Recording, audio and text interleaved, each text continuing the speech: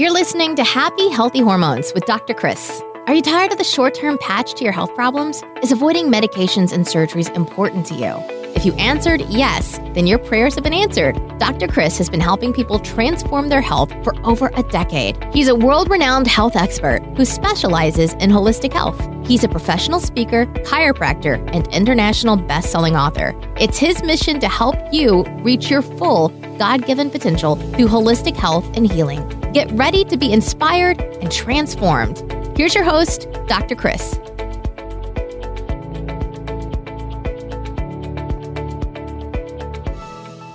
Hey everyone, I'm really excited to share this next guest that we have. This is Pastor Arron Chambers.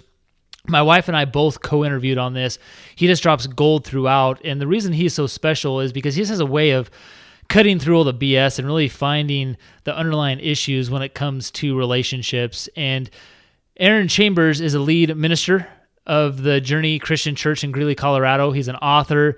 He's a husband to his lovely wife, a father to 4 kids, an evangelism champion, a leadership consultant, marriage coach, and blogger. But he has some really cool things going on, and I really want you to just follow through because he has dropping gold throughout this podcast and has some really amazing insight. I think it'll really help you in your relationships. You know, if you're going through a tough time, just help you maybe get through those easier. Or if you feel you got a good marriage, I think it'll really just help get you that next level and continue to have that awesome relationship because, as you know, you got to work at those things. So enough of me talking. Let's go ahead and hear from Pastor Arron. So, all right, everyone, welcome. We have Pastor Arron with us today, so it's a pleasure to have him with us. Pastor Arron, how's it going today? It's going great. It is an honor to be with you guys. Absolutely. So we've got myself today, we've got Pastor Arron, and we have my lovely wife, Deidre, today. So we just wanted to bring you on for both of our viewers, for both of our podcasts, because we think that what you do is so valuable. And in relationships today, I feel there's a lot of things that are pulling relationships apart and a lot of distractions and a lot of just things that are just not healthy and a lot of habits that are being created just from our culture that we developed in the last, 20, 30 years in our culture here in America. And I think that you just do a good job of, not a good job, that's an understatement, but an amazing job of just being able to connect with people, cut past people's BS, and really be able to get to the root cause. And that's one of the things that we love about you is because Deidre and I are both very root cause people. We like to get to the underlying cause and help get long-term solutions to people, and we think you're an important part of that. So, yeah, thanks again. Deidre, why don't you take it away? Well, I just want to add on top of that, Chris was saying that Arron is so good at just being insightful, and this is part of the reason why I love counseling with him, both individually and as a couple, is you can say something to him and he just reads right through it, and he knows, I don't know if it's the spirit or something, just he knows what's going on, and he can see through that facade or get to the root cause, like Chris said. So we want to share with our listeners today from you, Arron, what is your story? You know, how did you become a pastor, and specifically what led you to the niche of couples counseling? Okay. Yes, I grew up in a pastor's family, and I didn't really want to be a pastor. I knew I wanted to go in some sort of ministry, and then God made it clear to me. I was working at a college as a recruiter, and God made it clear to me that I was supposed to go into ministry, and it was just a really definitive moment. And so I went into ministry at the age of 28 as far as the lead pastor goes. I've been in youth ministry before that. And then, but yeah, it was just a clear call from God. And I got into the niche of marriage coaching. As a pastor, you do marriage counseling as it is. But let me go back just a little bit, Deidre. My dad did a lot of marriage seminars when he was in ministry. He passed away back in 1988, but he did a lot of marriage seminars. And he actually had the idea for a marriage book that he was writing when he passed away. It never got written, and the notes are pretty much all gone. But there were principles that he taught that became foundational for me.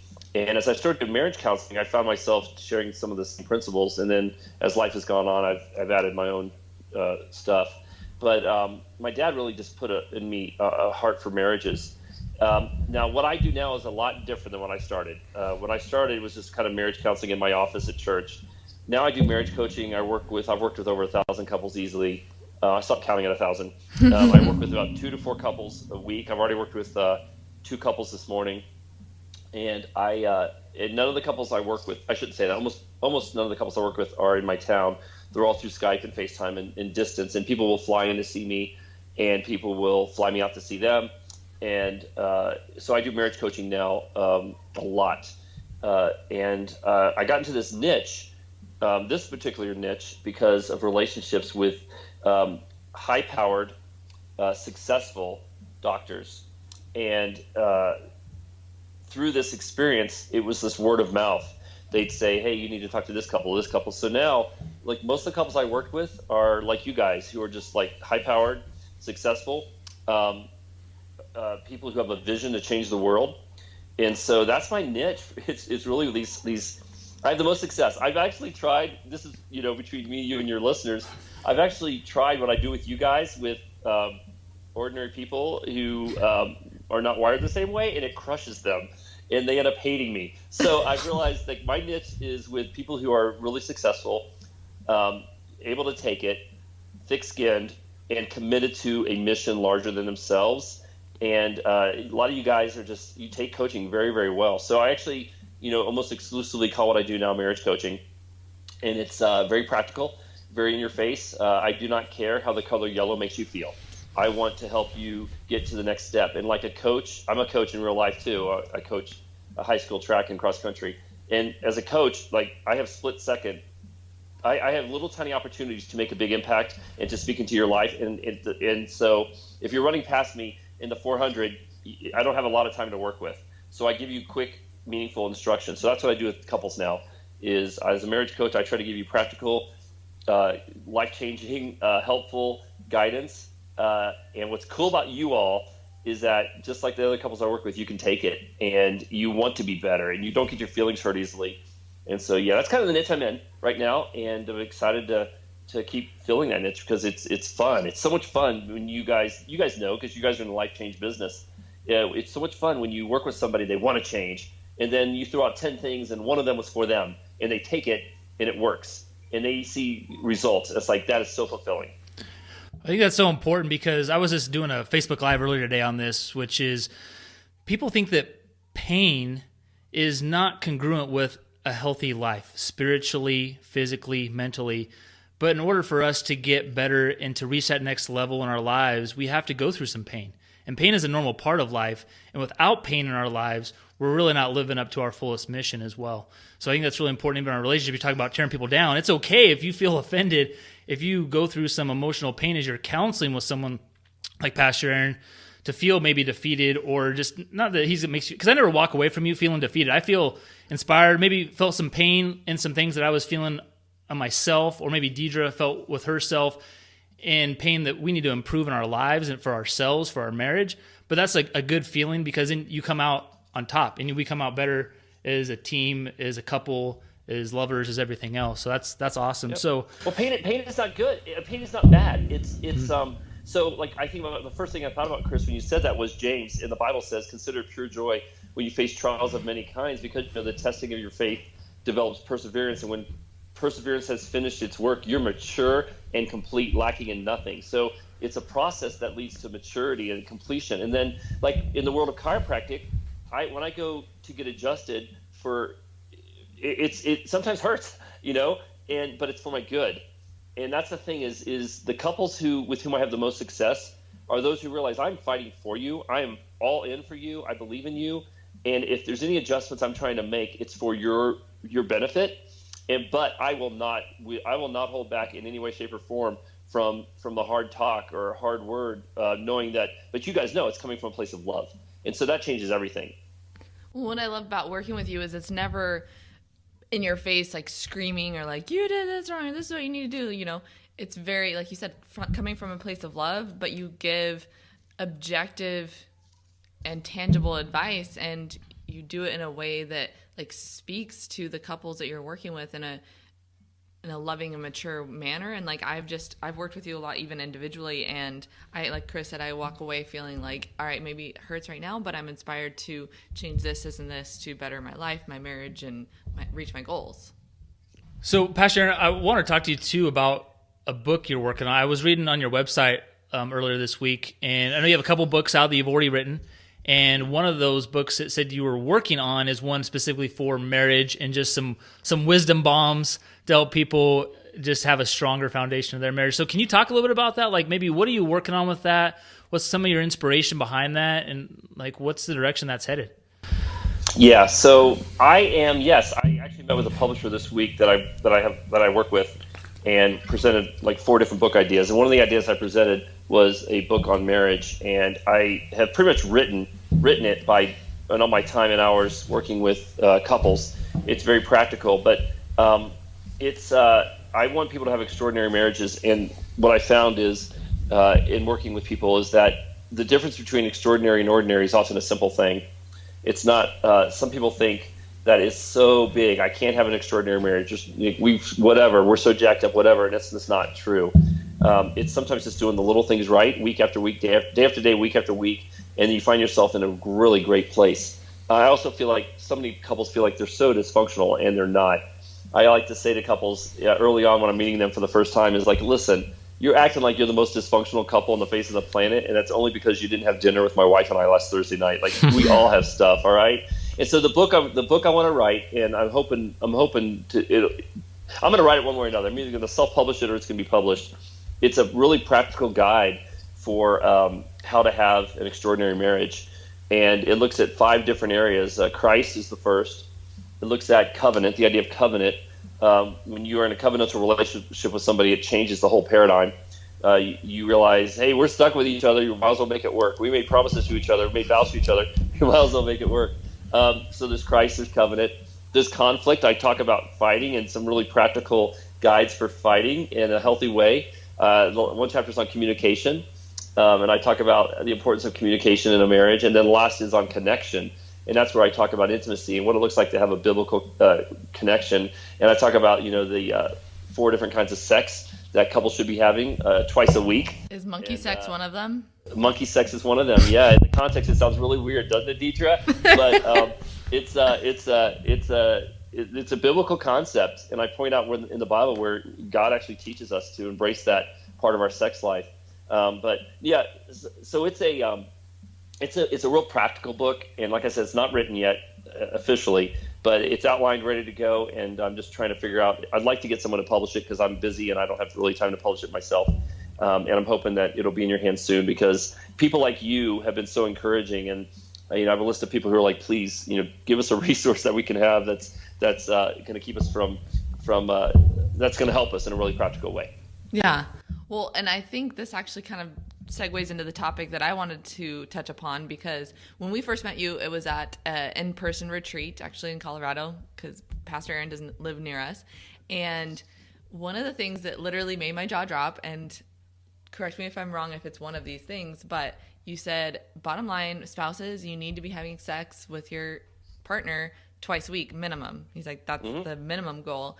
And so I'm just curious, is that one of the top 2 or 3 things that you see couples struggling with? And if not, what are those top 2 or 3 problems or things that cause marital issues? Yeah. So that is an excellent question. I'm glad you brought that up. Let me go back to just a split second. Why I think it's important to focus on the different kinds of sex, because yes, we do. I do counsel couples that a good goal to look at in a marriage relationship is connecting at least 2 times a week. And that's what I'm saying. You can't have monkey sex every night, but sometimes it's maintenance sex. Sometimes it's just a connection. But it's yes, twice a week, because here's the thing. It's in the Bible. One of the areas of sex I talk about is ministry sex. In the Bible, in 1 Corinthians 7, the Apostle Paul teaches don't stop having sex. You need to have sex with each other. If you're married, he says, my body belongs to my wife. My wife's body belongs to me. And it's for ministry, and it's for taking care of each other. And he says, do not deprive each other sexually, except for a short period of time, and for prayer. And he goes on to say, lest the enemy get a stronghold, get a foothold in your marriage. So absolutely, Deidre, I think that this is such a blind spot for couples, even Christian couples. It's this the importance of intimacy, the importance of connecting. Like I said, it's not always bells and whistles, but just that constant connection is so important to a marriage. And when I'm talking to a couple and they're not having sex on a regular basis, like they're having sex once a month, once every 4 years, then something is wrong. And now they may not see it as wrong. They may feel fine with it. but there's something flawed in a marriage relationship if you're not connecting intimately on a regular basis. And sometimes based on, external circumstances that can be, whether you have a baby who's nursing, or you're having health issues, or whatever.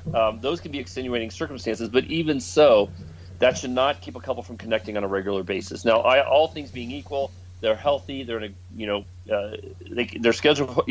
Twice a week is a great goal, and it just keeps the engine running. It's like a regular adjustment. It's like an oil change.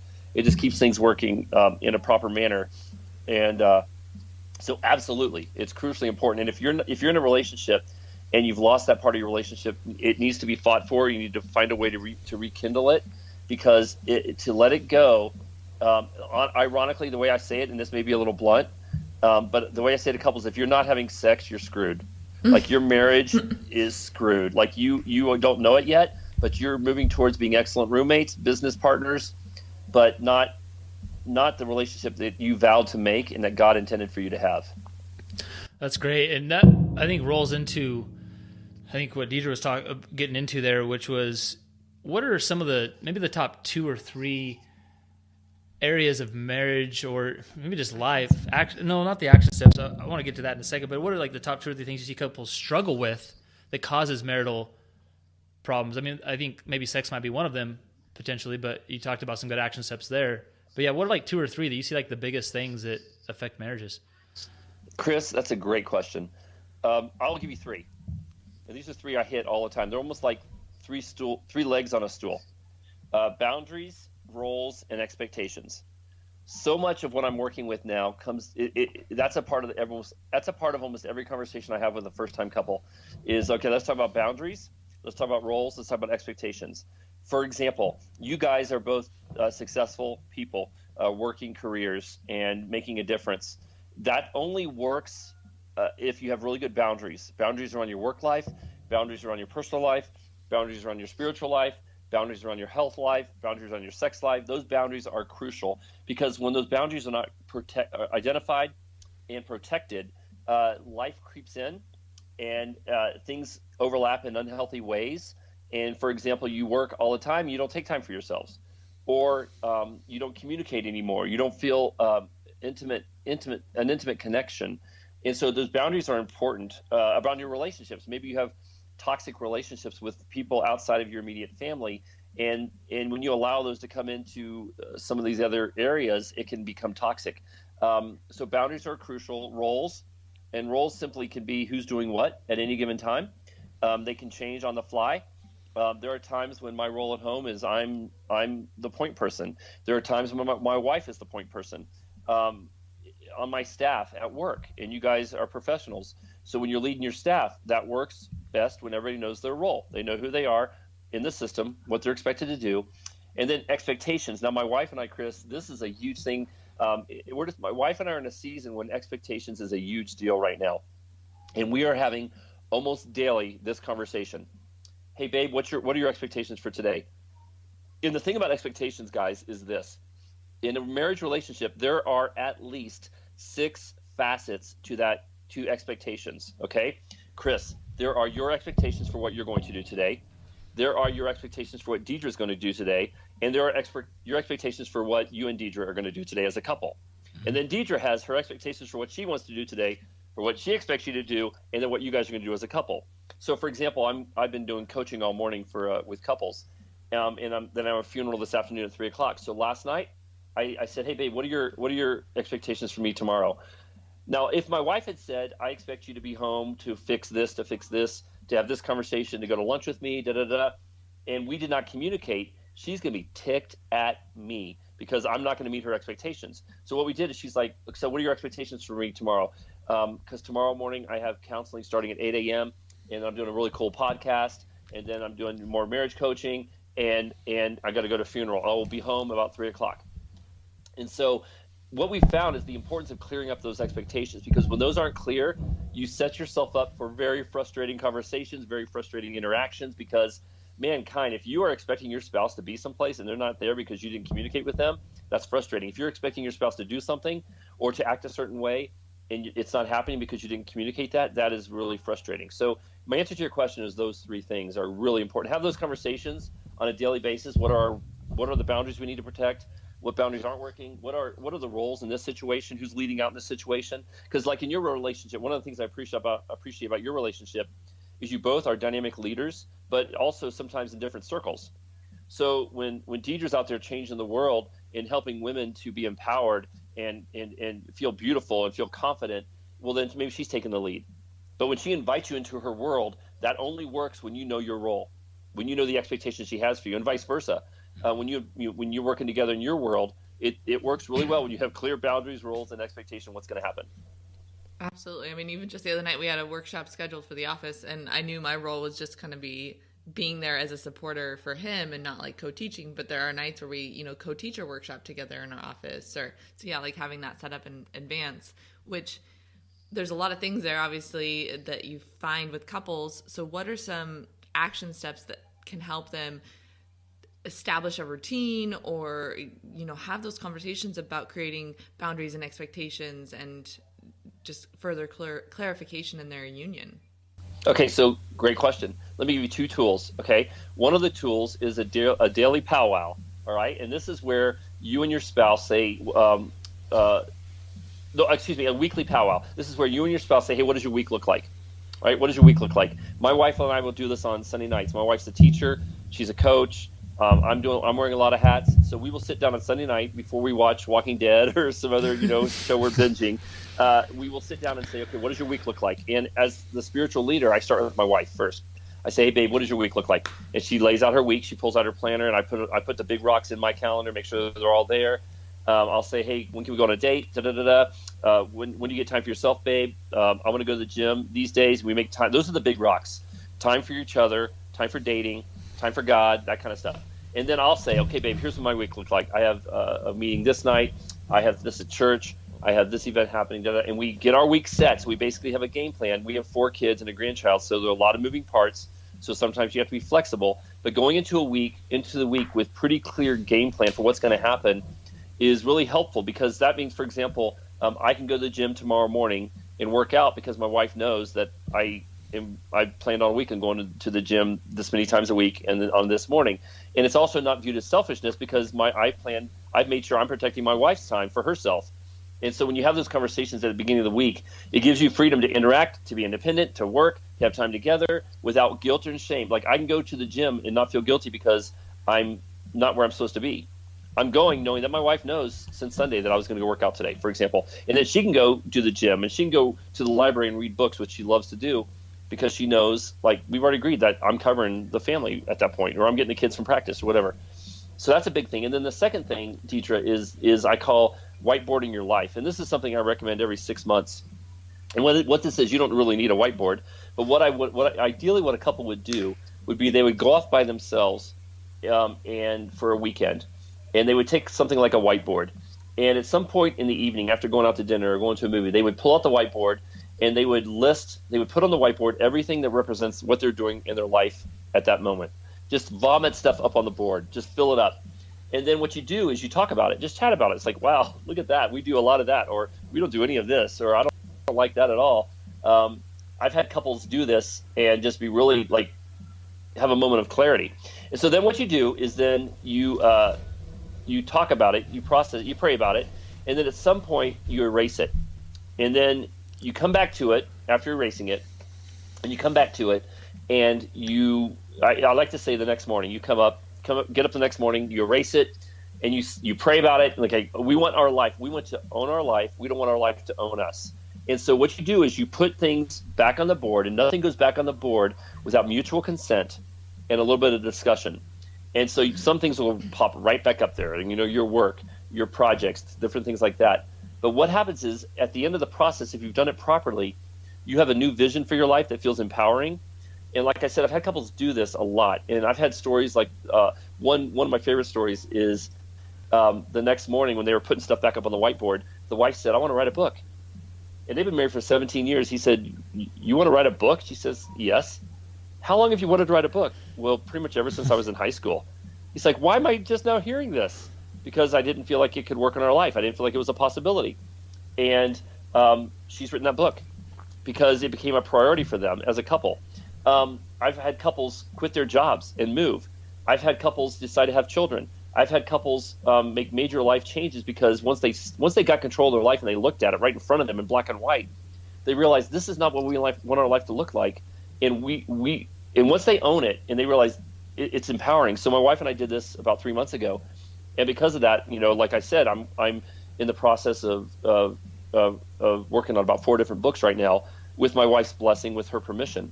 Because of this, I know the priorities my wife has, and I can fight for those.